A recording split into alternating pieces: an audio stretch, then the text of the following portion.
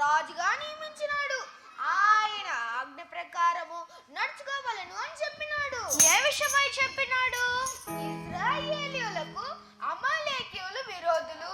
అమాలేకీయులను వాళ్ళ సంపదను బొత్తిగా పాడు చేయమని సమూయేలు ప్రవక్త ద్వారా యెహోవా తండ్రి ఆజ్ఞాపించుచున్నాడు. సౌలు రాజు ఆ ప్రకారమే చేసి ఉంటాడు. ఎందుకు చేస్తాడు?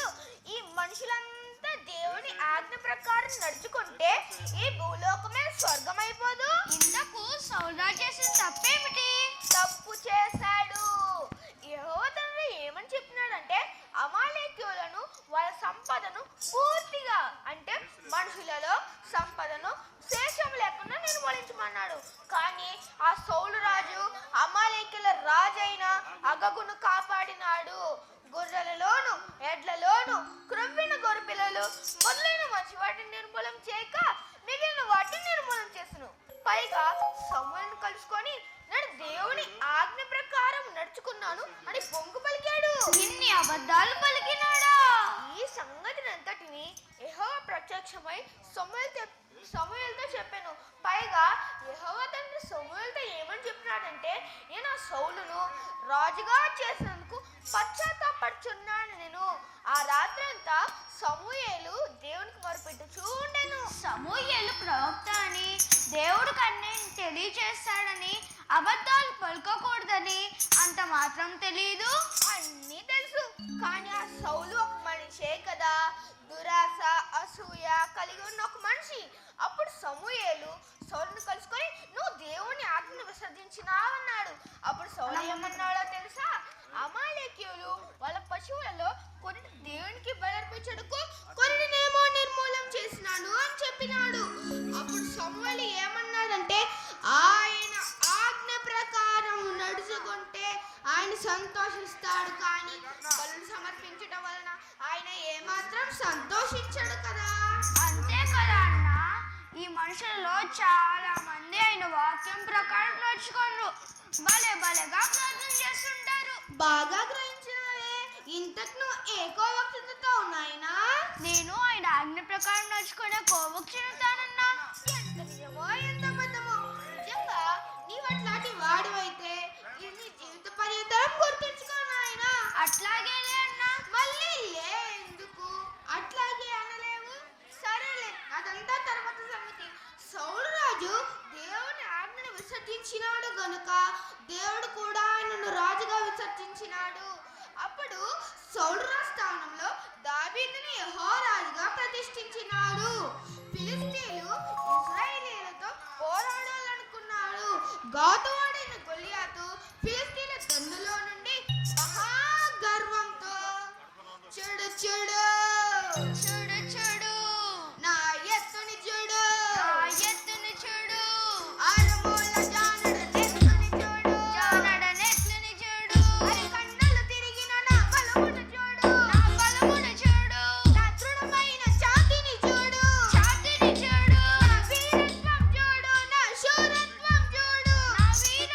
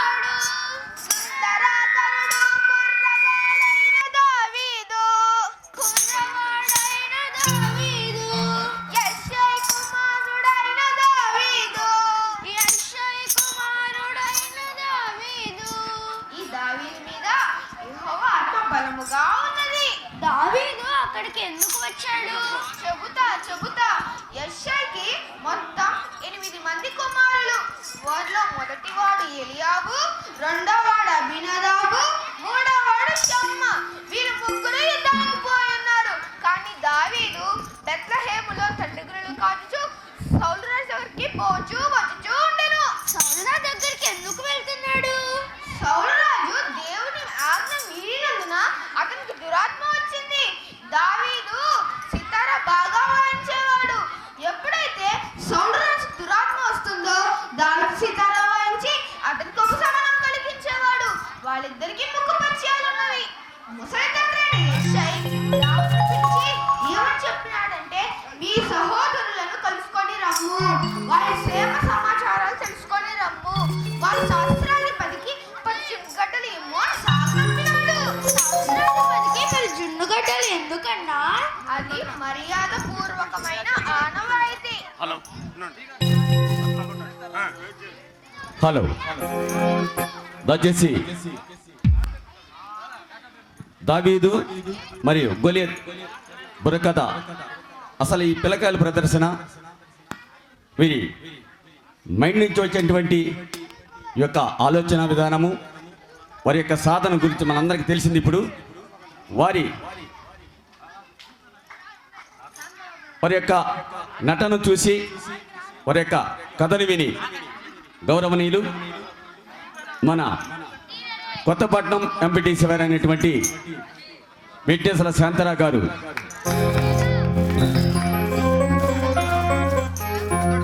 పెద్దపాయికి 200 బహుమతిగా ప్రదానం చేశారు. అదేవిధంగా రెండో వారికి 100 రూపాయలు ప్రజెంట్ చేస్తున్నారు.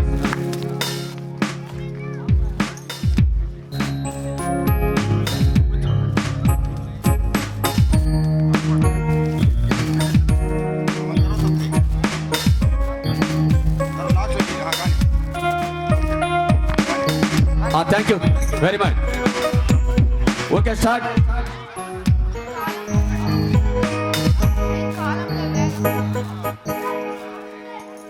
ఈ కాలంలో వేలకు పోయినా ఎవరు అన్నం తినో అనట్లేదన్నా. నేను చెప్పబో సంగతిని నీవే చెప్పినావు. ఈ కాలంలో చాలా వరకు బంధాలు తెగిపోయి ఉన్నాయి. కష్టపడి పని చేయలేకపోతున్నారు. వాళ్ళ కూడే వాళ్ళు వండలేకపోతున్నారు. ఇంకా ఇతరులకి ఏం పెట్టగలరు? ఆప్యాయత, అనురాగాలు చాలా వరకు తగ్గిపోయి ఉన్నాయి. ఇలాంటి మాటలు మాట్లాడాలంటే చాలానే ఉన్నాయి. మనం కథలోకి వస్తామన్నా. ఏమి నీకు కూడా ఈ మాటలు నచ్చట్లేదా? సరేలే సరేలే. తండ్రి ఆజ్ఞ ప్రకారం దావీదు ప్రయాణమైపోయినాడు. వాళ్ళ సహోదరులను కలుసుకున్నాడు. కుశల ప్రశ్నలు అడిగినాడు. ఇంతలో గొలియాతు తన కర్రపు పలుకులు పలకడం దావీదు చెవులారా విన్నాడు. ఇశ్రాయేలీయులో ఒకడు వచ్చి ఈ గొలియాతు చంపిన వానికి రాజు అతనికి బహుఐశ్వర్యం కలుగజేసి తన కుమార్తెనిచ్చి పెళ్లి చేసి తన తండ్రి ఇంటి వారిని ఇశ్రాయేలు స్వతంత్రులుగా చేస్తానని రాజు ప్రకటించాడు. పెద్ద బహుమానమే రాజు ప్రకటించింది. దావీదుకు భలే కోపం వచ్చింది. జీవము గల దేవుని సైన్యమును తిరస్కరించుచున్న ఈ ఫిలిష్తుడైన గొలియాతు ఎంతటి వాడు అనుకొని రాజు ప్రకటించిన బహుమతిని గూర్చి వారిని వీరిని అడుగుతున్నాడు. అది వాళ్ళ పెద్దలు చూచి దావీదు మీద చాలా కోపపడినాడు. ఎందుకంటే దావీదు చిన్నవాడు కావున వాళ్ళన్న భయపడి ఉంటాడు. దావీదుకు యుద్ధముల ఆసక్తి ఆనాడ ఈనాడ పడి చివరికి రాజు వరకు చేరింది. ఇంత మాత్రం ధైర్యం చూపిన వాళ్ళు ఒక్కడు కూడా లేకపోయే. అందరూ దద్దలాడుతుంటారు కదా. రాజు దావీదు పిలువనంపెను. దావీదు రాజుతో ఏమని చెప్పినాడంటే, ఓ రాజా, నేను నీతో పోరాడును అని చెప్పినాడు. అప్పుడు రాజు ఏమన్నాడంటే, నువ్వు చిన్నవాడవు కదా, నీకు బలము చాలదే అని అన్నాడు. అప్పుడు దావీదు ఏమన్నాడంటే, మీ దాసుడైన నేను గొర్రెలు కాచుతున్నప్పుడు ఒక సింహం ఎలుగుబంటి వచ్చి గొర్రెలను ఎత్తుకొని పోగా వాటిని తరిమి చంపి గొర్రెలను రక్షించి తిని ఈ గొలియాతు కూడా ఇట్లాంటి కట్టి పట్టిస్తామయ్యా అని రాజు చెప్పాడు. దావీదు చెప్పాడు, యెహోవా తండ్రి ఇతని చేతుల నుండి నన్ను విడిపిస్తాడయ్యా అని చెప్పినాడు. ఈ బాలునుకున్న విశ్వాసము ఆ పెళ్ళికి లేకపోయే. ఇతనుకున్న విశ్వాసం మీద రాజు కూడా నమ్మకం కుదిరినట్లుంది.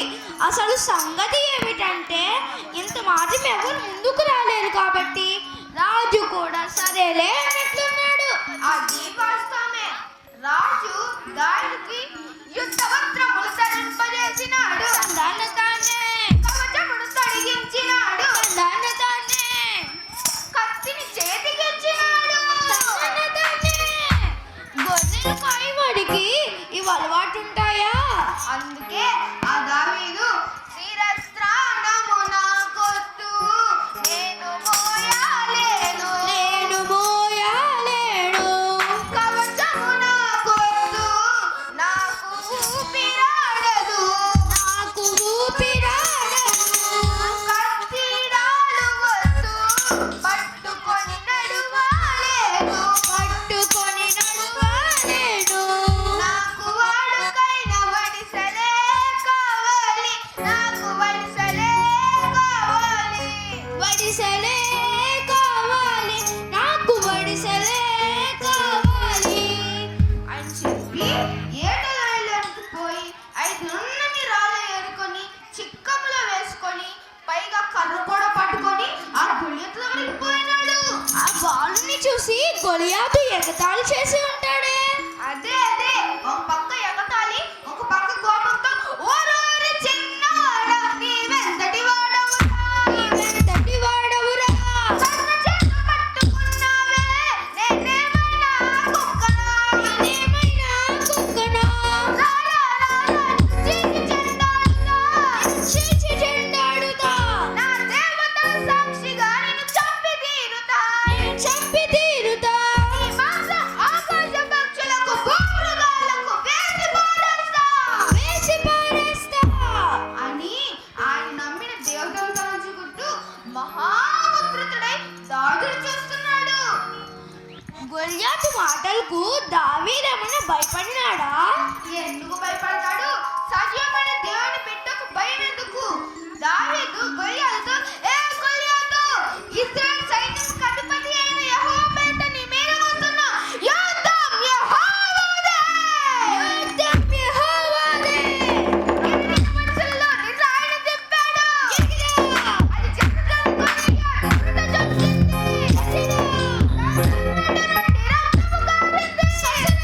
బిరబిర గొలియాతు బోధపడిపోయి వాడు బోధపడగా దావీదు అతని పైకెక్కి అతని తలను తెగివేసినాడు.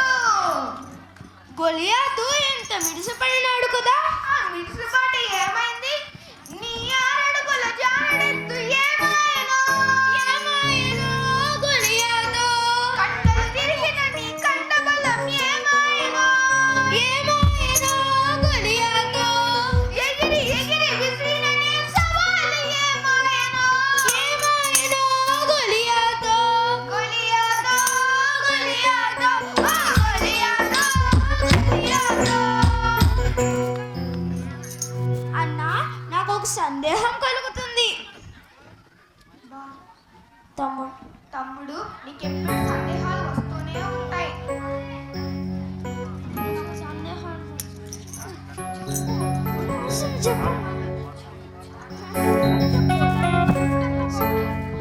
అన్నా, గొలియాతు వెల్లికిలా పడాలి కానీ బోర్లో ఎలా పడ్డాడన్నా? ఇంకా ప్రశ్నమేదేమిటి అని ఆలోచిస్తున్నా. సరైన ప్రశ్న ఇది. జవాబు చెప్తాను చూడు.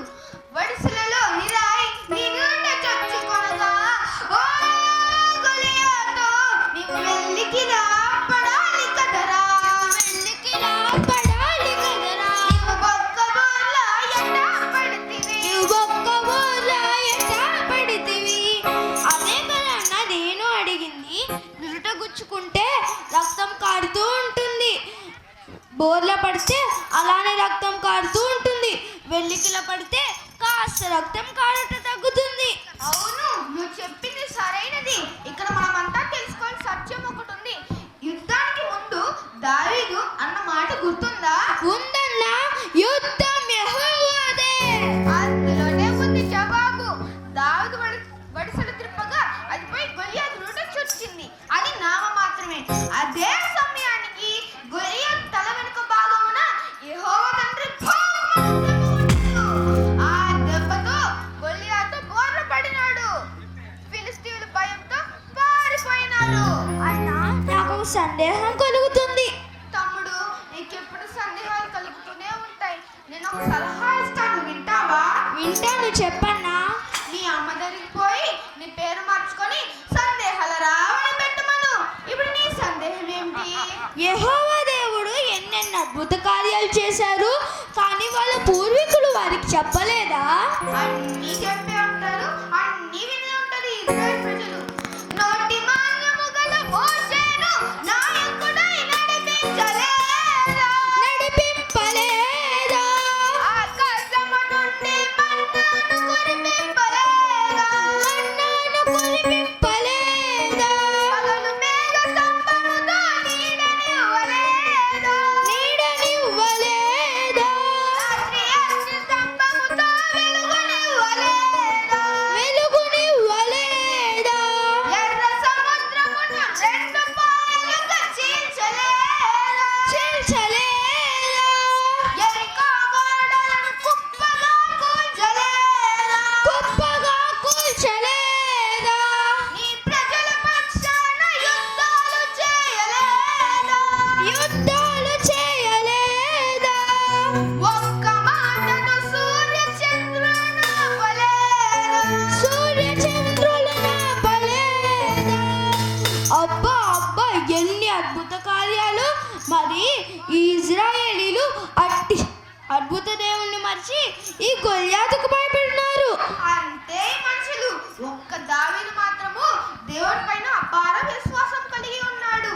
దేవుడు మనకి కొన్ని శ్రమలు ఇస్తాడు, దాని ద్వారా మనకి పాఠము నేర్పుతాడు. కానీ ఆయన బిడ్డను ఎప్పుడూ వదిలిపెట్టిపోడు. జకర్యా 2వ అధ్యాయం 8వ వచనంలో సైన్యములకు అధిపతియగు యెహోవా సెలవిచ్చినదేమనగా, నిన్ను ముట్టినవాడు తన కనుగుడ్డును ముట్టినట్టు సెలవిచ్చినాడు. ఆయన యందు విశ్వాసముంచు ప్రజల జోలికి ఎవరు వచ్చినా వాళ్ళ తరపున ఆయనే యుద్ధం చేస్తాడు. అన్న, నాకొక్క వద్దురా వద్దు, ఇప్పుడే చాలా ఆలస్యమైనది. నీ సందేహాలు తీరుస్తుంటే ఇట్లే తెల్లవారుతుంది. దండాలమ్మ, దండాలయ్య, ఈ ఊరి జయపాల్ గారు మమ్మల్ని ఆహ్వానించినారు. మాకు చాలా సంతోషం కలుగుతుంది. వీలైతే వచ్చే సంవత్సరం మీ ముందుకు వస్తాం. దండాలమ్మ, దండాలయ్య, ఈ ఊరి భక్తుల జైపాల్ గారు మమ్మల్ని ఆహ్వానించినారు. దండాలమ్మా, దండాలయ్యా, వస్తామండి. మేమెవరో తెలుసా? జైపాల్ దంపతులు మేమెవరంటే భక్తుల జైపాల్ గారు కోటిరత్నమ్మ గారి మనవళ్ళం.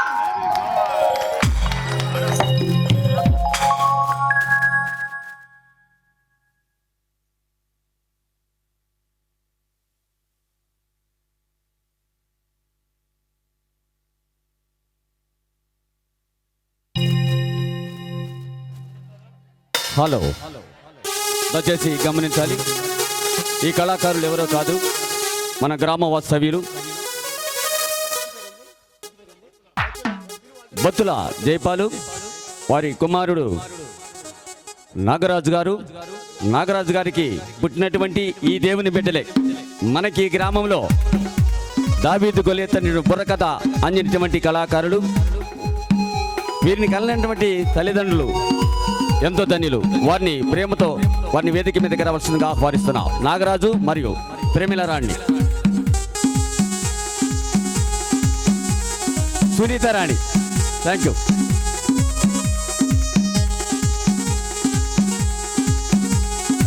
దయచేసి ఈ యొక్క బుర్రకథను ఎన్ని రోజులు ప్రాక్టీస్ చేశారేమో, కానీ వారి తల్లిదండ్రులు మరి చెప్పాలి. వారి యొక్క చిన్న ప్రసంగాన్ని మాకు అందించవలసిందిగా మరి కోరుతున్నాం.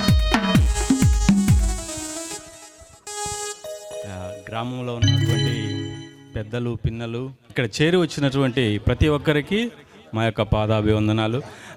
నేను ఈ యొక్క బిడ్డలో చేసినటువంటి చిన్న బుర్రకథ మీరందరూ ఆహ్లాదంగా, వినోదంగా మీరు స్వీకరించాలని నమ్మకంతో మేము మీకు పాదాభివందనాలు తెలియజేస్తున్నాం. మరి ముఖ్యంగా ఇంకొక విషయం తెలియజేయాలని మీ ముందుకు వచ్చాను. ఇక్కడ ఈ యొక్క దర్శకత్వం, ఈ యొక్క కథ, దీనంతటిగా ప్రాణం పోసిన వ్యక్తి మా యొక్క అత్తగారైనటువంటి పోలూరు ఇందిరమ్మ గారు. నా యొక్క పనిలో నేను బిజీ ఉన్నప్పుడు ఆమె యొక్క చేసినటువంటి ఆ యొక్క కృషి, ఈ బిడ్డలు ఈ యొక్క గ్రామంలో యొక్క దేవుని యొక్క పరిచయ విషయమై మాకు ఇచ్చినటువంటి ఈ యొక్క ఆలోచనను బట్టి మీరు ఆనందించారని, మరియు ఇదే విధంగా వచ్చే సంవత్సరం ఇంకొక కొత్త ఆ కథతోటి మేము ముందుకు రావాలని మీ యొక్క ప్రార్థనలతో మమ్మల్ని ఆశీర్వదిస్తారని వేలాది కృతజ్ఞతలు తెలియజేస్తున్నాం. థ్యాంక్ యూ నాగరాజు గారు. ఓకే, మరలా వచ్చే సంవత్సరానికి ఈ ఫిలిష్తీయుడైన గొలియాతు ఎంతటి వాడు అనుకొని రాజు ప్రకటించిన బహుమతిని గూర్చి వీరిని అడుగుతున్నాడు. అది వాళ్ళ పెద్దలు చూచి దాని మీద చాలా పడినాడు. ఎందుకంటే దావీదు చిన్నవాడు కావున వాళ్ళన్న భయపడి ఉంటాడు. దావీదుకు యుద్ధముల ఆసక్తి ఆనాట ఈనాట పడి చివరికి రాజు వరకు చేరింది. ఇంత మాత్రం ధైర్యం చూపిన వాళ్ళు ఒక్కడు కూడా లేకపోయే అందరూ దద్దలాడుతుంటారు కదా. రాజు దావీదు పిలువనంపెను. దావీదు రాజుతో ఏమని చెప్పినాడంటే, ఓ రాజా, నేను నీతో పోరాడును అని చెప్పినాడు. అప్పుడు రాజు ఏమన్నాడంటే, నువ్వు చిన్నవాడవు కదా, నీకు బలము చాలదే అని అన్నాడు. అప్పుడు దావీదు ఏమన్నాడంటే, మీ దాసుడైన నేను గొర్రెలు కాచుతున్నప్పుడు ఒక సింహం ఎలుగుబంటి వచ్చి గొర్రెలను ఎత్తుకొని పోగా వాటిని తరిమి చంపి గొర్రెలను రక్షించి తిని ఈ గొలియాతు కూడా ఇట్లాంటి కట్టి పట్టిస్తానయ్యా అని రాజు చెప్పాడు. దావీదు చెప్పాడు, యెహోవా తండ్రి ఇతని చేతుల నుండి నన్ను విడిపిస్తాడయ్యా అని చెప్పినాడు. ఈ బాలునుకున్న విశ్వాసము ఆ పెళ్ళికి లేకపోయే ఇతనుకున్న విశ్వాసం మీద రాజు కూడా నమ్మకం కుదిరినట్లుంది. అసలు సంగతి ఏమిటంటే, ఇంత మాత్రం ఎవరు ముందుకు రాలేరు కాబట్టి రాజు కూడా సరేలే అన్నట్లున్నాడు. అది వాస్తవమే. రాజు దానికి యుద్ధ వస్త్రములు ధరింపజేసినాడు. దాన్ని తానే కవచమును తొడిగించినాడు. దాన్ని తానే కత్తిని చేతికిచ్చినాడు. గొర్రెలు కాయవాడికి ఇవి అలవాటు ఉంటాయా? అందుకే ఆ దావీదు శిరస్త్రాణమున కొట్టు నేను మోయాలేను, నేను మోయాలేను, కవచమున కొట్టు నాకు ఊపిరాడదు, నాకు ఊపిరాడదు, కత్తిడాలు వద్దు పట్టుకొని నడువాలేను, పట్టుకొని నడవలేను, నాకు వాడుకైన వడిసెలే కావాలి, నాకు వడిసెలే కావాలి. వడిసెలే కావాలి, నాకు వడిసెలే కావాలి అని చెప్పి ఏటగాళ్ళకి పోయి 5 నున్నని రాళ్ళు ఏరుకొని చిక్కములో వేసుకొని పైగా కర్ర కూడా పట్టుకొని ఆ గొలియాతు దగ్గరికి పోయినాడు. ఆ బాలుని చూసి గొలియాతు ఎగతాళి చేసి ఉంటాడే. అదే ఒక పక్క ఎగతాళి, ఒక పక్క కోపంతో ఓరోరి చిన్నవాడా నీవెంతటి వాడవురా, నీవెంతటి వాడవురా, కన్న చేత పట్టుకున్నావే నేనేమైనా కుక్కనా, నేనేమైనా కుక్కనా, చీచి చెండాడుతా, నా దేవత సాక్షిగా నిన్ను చంపి తీరుతా, చంపి తీరుతా, ఈ మాంసం ఆకాశ పక్షులకు భూమృగాలకు వేసి పారేస్తా అని ఆయన నమ్మిన దేవతలను తలంచుకుంటూ మహాముద్రితుడై దాడులు చేస్తున్నాడు. గొలియాతు మాటలకు దావీదేమన్నా భయపడినాడా? ఎందుకు భయపడతాడు?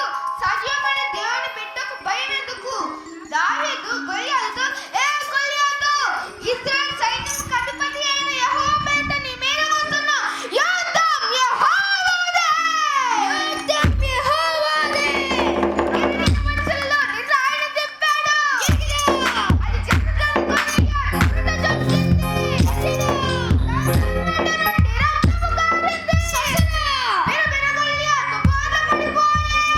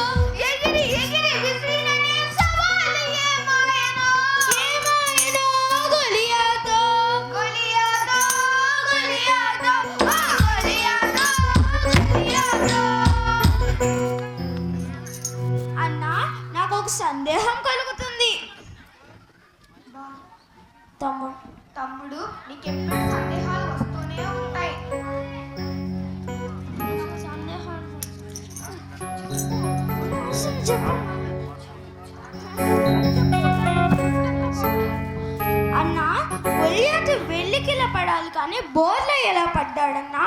ఇంకా ప్రశ్న వేరేదేమిటి అని ఆలోచిస్తున్నా. సరైన ప్రశ్న ఇది. జవాబు చెప్తాను చూడు. వడిసెలలో నిరాయి నీ నుండ చొచ్చుకొనగా, ఓ గొలియాతో నీవు వెల్లికిలా పడాలి కదరా, వెల్లికిలా పడాలి కదరా. నీవు బొక్క బోర్ల ఎట్టా పడితివి, నువ్వు ఒక్క బోర్లో ఎట్టా పడితివి. అదే కదా అన్న నేను అడిగింది.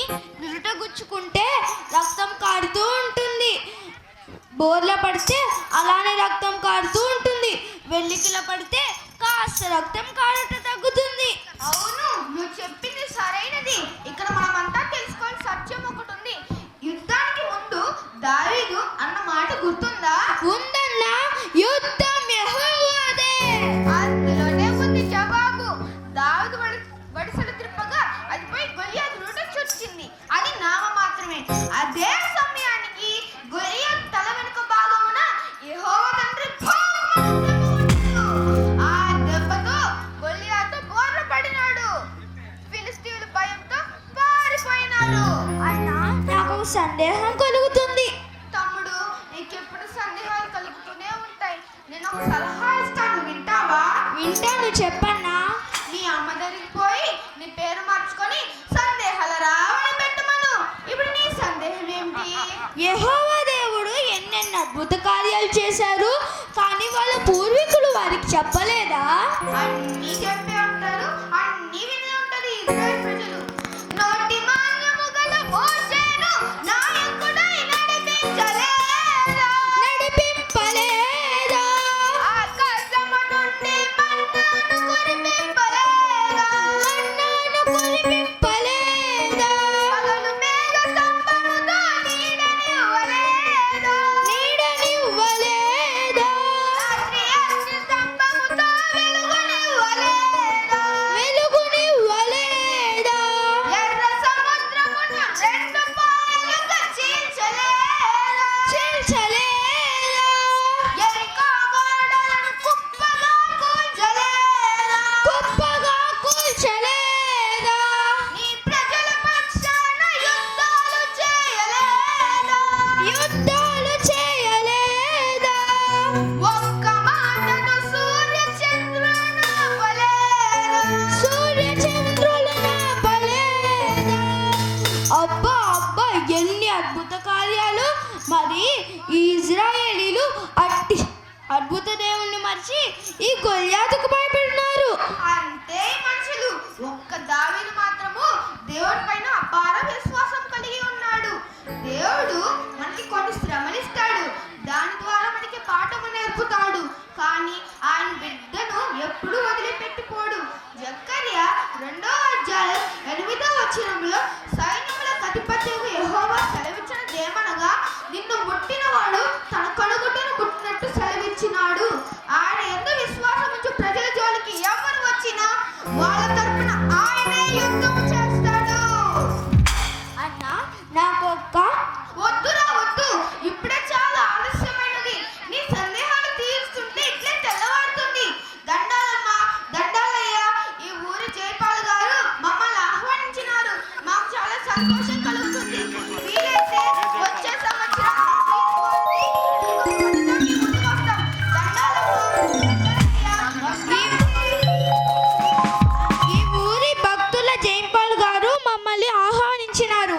దండాలమ్మ, దండాలయ్య, వస్తామండి. మేమెవరో తెలుసా? జైంపాల్ దంపతులు భక్తులు. మేమెవరంటే భక్తుల జైపాల్ గారు, కోటిరత్నమ్మ గారి మనవళ్ళం.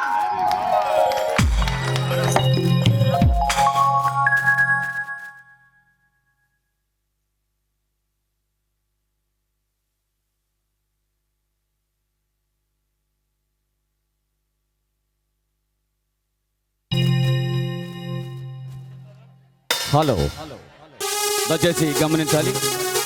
ఈ కళాకారులు ఎవరో కాదు, మన గ్రామ వాస్తవ్యులు బత్తుల జైపాలు, వారి కుమారుడు నాగరాజు గారు. నాగరాజు గారికి పుట్టినటువంటి ఈ దేవుని బిడ్డలే. మనకి ఈ గ్రామంలో దావీదు గొలియతనుడు బుర్రకథ అందినటువంటి కళాకారులు, వీరిని కలనటువంటి తల్లిదండ్రులు ఎంతో ధన్యులు. వారిని ప్రేమతో వారిని వేదిక మీదకి రావాల్సిందిగా ఆహ్వానిస్తున్నాం. నాగరాజు మరియు Premilarani, Sunitha Rani. Thank you.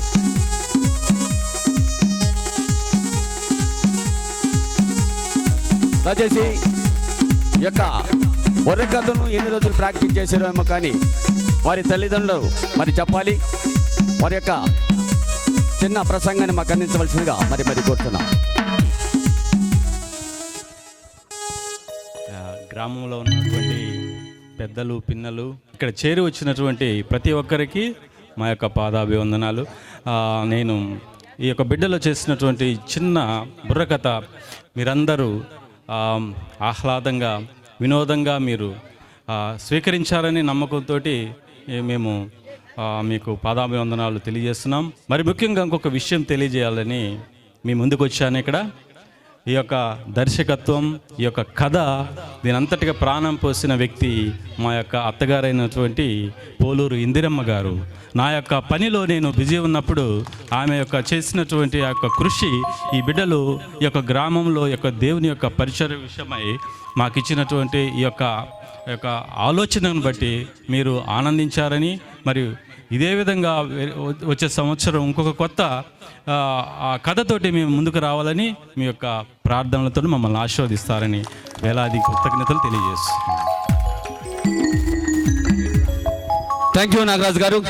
Okay, మరలా వచ్చే సంవత్సరానికి